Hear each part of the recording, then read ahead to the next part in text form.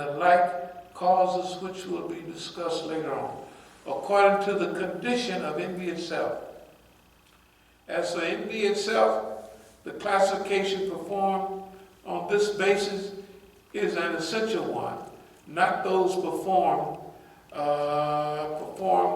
on the previous basis. There are several stages and grades of intensity and weakness according to their various causes and effects. God willing, we will deal with their harmful effects and methods of curing them in several sections, dealing with the various capabilities. We want to discuss a few things like bestiality. You know, Trump, one of the SEALs, got convicted of, after he had killed a young guy, Arab guy, and then the other SEALs turned him in. Yeah, and then Trump let him go. But the other SEALs who are SEALs too, this is not, it had to be bad for them to speak out against it.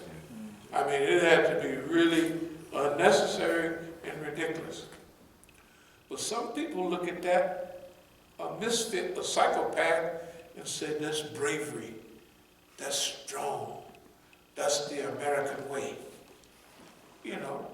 Okay. So they considered bestiality and brutality as a merit. Kinds of envy could be for friendship cliques. We deal here in America, we've dealt with the worldwide Islamic movement. And we believe we've dealt with it with honor, whether it's Iranians, whether it was Arabs, whether it's the South Africans, whoever it was, we always dealt with it with what we classified as honor and self-approval, according to Quran, according to Hadith, and according to history and our experience. Okay? It's not that we have anything against other people, but their experience might have been a little different than ours. And so we're going to run everything through that sifter. How does it fit the Quran? Just like the lesson I'm giving, this lesson is all from the Hadith. I haven't made up none of this. The other lessons I will give on the harms and the treatments for certain religious diseases will come from the religious text. But it'll also be according to how we've had to deal with it. We believe like we've done an excellent job here. It's not necessary whether people like it or not, whether they sing songs about it or not. We have studied people in history like us. We always read about it. Hubert Harrison and others. There are many people in history like that. They've done a lot of stuff you don't know about it all. Or you find out about it 500 years later. That's not our purpose. Our purpose is to do what we feel is right and to do it best. And our mission now is to call those same people that was running around acting loose and immoral, is to call them to good behavior. That's what this is about. In the near future, we won't be calling different names and what have you. We'll be more with behavior. This behavior is not Islamic. This behavior is. It don't have nothing to do with me and you. It has to do with we're sitting right here. A lot of people, they do get, sometimes they'll call, exactly what text are you reading from? Yeah, because they don't believe it. Some people don't believe it. This stuff is simple, but a lot of people, it's not that they don't believe it, they don't want to believe what we're saying. They're in wonder. You know what they're in wonder about? Same the people in the old days. You're a nigga just like us. How can you float all up in the air and come floating in with this stuff? Who are you not to bow down to boss man? Who are you not to bow down to boss man? We're all bowed down, right? That's what they're saying.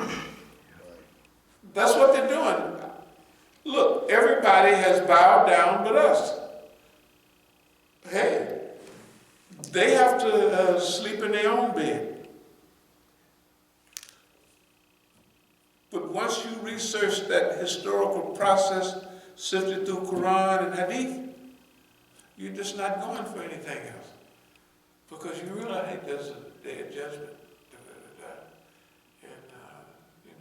And then there's now too. There's actually right now. The person that envies other people, they're not happy. Hey man, thank God a lot of those subjects got dealt with over 50 years ago. One of my friends, he had a car just like mine, or he bought one just like mine, but mine had an H on it. Big Hank, and his initial was H2. He just couldn't put it on his car, but he learned fast.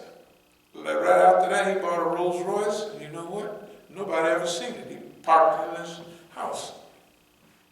Bought a big house with a sauna and all that, and hardly ever went there. And he never was arrested either. All of us was going to jail.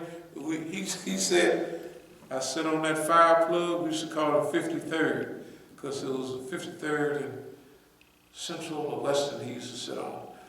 And he watched us develop. He was our same age. And when he hit big. I don't never hear of him getting arrested. He got big and he caught himself. You know what I mean? Jahiliyyah, like, he called himself. Yeah, he called himself. He didn't never become a Muslim, not that I know of, but in Jahiliyyah, shoot. At first he wanted to put a big H on his car, but he couldn't, because I beat him to it. And I'm the only one that thought of it. Who's going to think of putting their own initial on the front of their car, It looked nice, it was just the right size. But he turned out to be one of my best friends because he learned, he improved. And we all improved, except I was improving in Islam. Even when I was a Muslim, I still go by and hang out with them. And they couldn't understand why they thought, well, you don't want no more money? I said, yeah, I want money. But I don't want to use it, not for myself. I don't need it. What do I need money for? I already have it. I know what it is, right? I know its value. So when you evolve, you don't get mad. One of our friends, he got mad at black people. Because when he went into exile, black people didn't help him at all. And the way he was telling me about it, he's bitter to this day. I wasn't bitter at black people because I knew. I said, man, if you go in exile, you're going to take all the money you can hustle up. You better have something stashed over here, stashed over there. Because the Negro, when you leave the front door, you gone. He didn't know that. He thought black power, black movement, the people. And I finally told him, I said, well,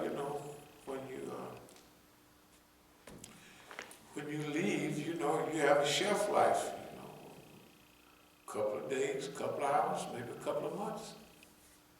But after that, people will forget you. They forget you.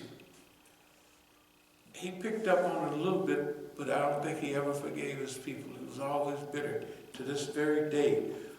Not bitter like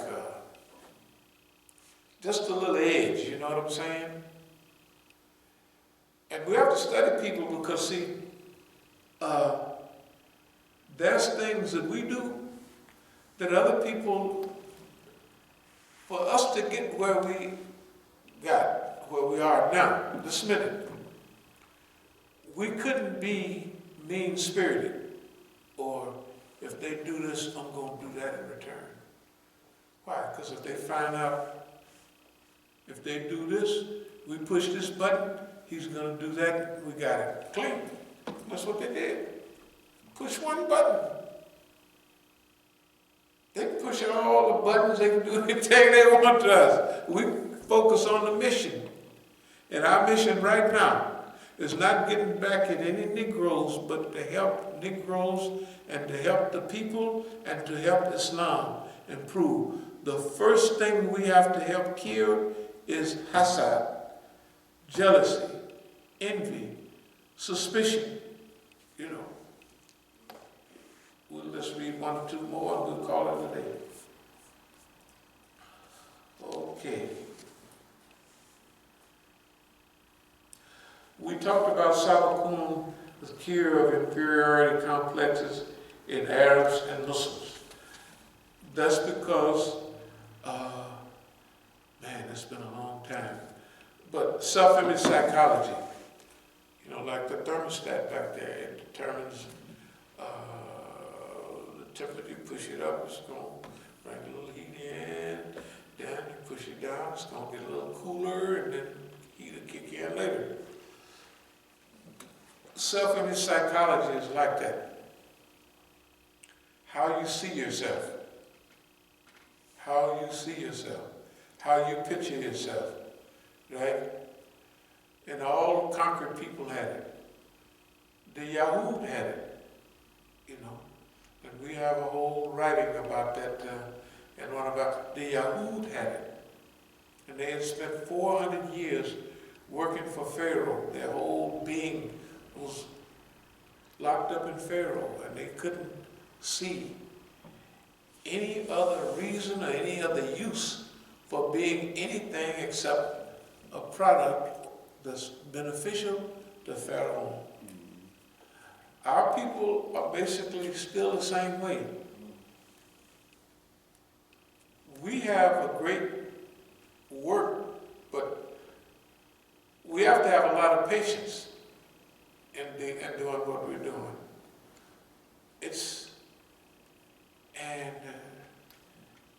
Remember we was talking about wandering in the wilderness the other day, with Martin Luther King, a few years in the wilderness. We went through all of that.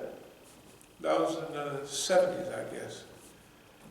Trying to figure out, imagine, you go and you visit everybody, the ones that's not dead, and they quiet it down, or they went to jail, or you hear the news, so-and-so got killed, or which way is the revolution going, and all of that type of stuff.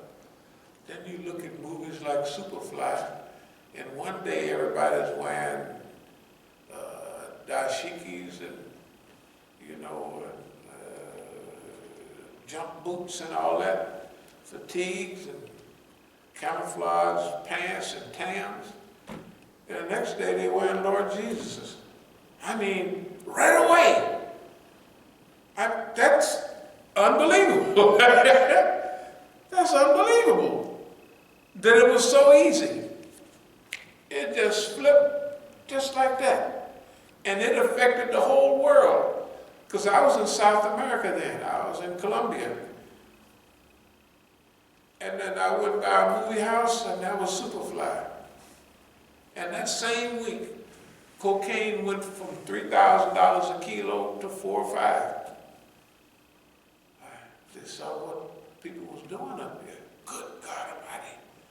They sell a little bag like this for $100. Good God Almighty. That's what they were saying. Changed just like that. East Coast rappers, West Coast rappers, people making money on their own and they in control of it. Jews snatch it, take our good people off, and put these knuckleheads. I don't know what they're talking about. I don't respect it. I don't care what who like it. I don't like it. kill that bitch, shoot them niggas, blow up the nigga's house. Hey, F you. But I said, man, these people, that stuff is crazy. It's not leading anywhere except away from respect for yourself and your people. I didn't mean to give all this talk, but we don't want nothing nobody got. I don't mean to make this personal, but they can have them niggas, those brothers, on the mic for the next 50,000 years. I'm not changing what we're dealing to get on their program. I don't want to be on their program. They can have it. They can sit on there until the stove burns up. It don't make no difference. What makes difference is what we've studied of Quran and Hadith and try to implement it. I don't want to, what I'll do is that all right if we have a Thursday program? Yes. Thursday. That's okay. Yep. Thursday, then we will make this a little more concise. The story is about Hasad, about envy. If people want to cure themselves, the simplest way is to treat people like human beings. You know, the same thing on, remember homeless shelters? We was talking about we're going to have a 3.5-star homeless shelter. Right? And people saying, trying to figure out what that is. I said, no, people going to come, they're going to be sitting there, and you're going to ask them what they want for breakfast. And they cook it for them, and you bring it to them. Why are we going to treat basically them bums like that? Because 65% of the people have psychological and social problems. And if you treat them like human beings, you're going to solve half the problem without saying a word, right? If you treat them like human beings, like they have value, that's half the problem. That means 30% of them, knock it down to 30%, just like that, just by treating them like a human being. Look at all the white folks became homeless 10 years ago, whenever it was. They just didn't know. Why? No help? Too big to fail? What about too little to fail? What about us? Hey man, they got the point.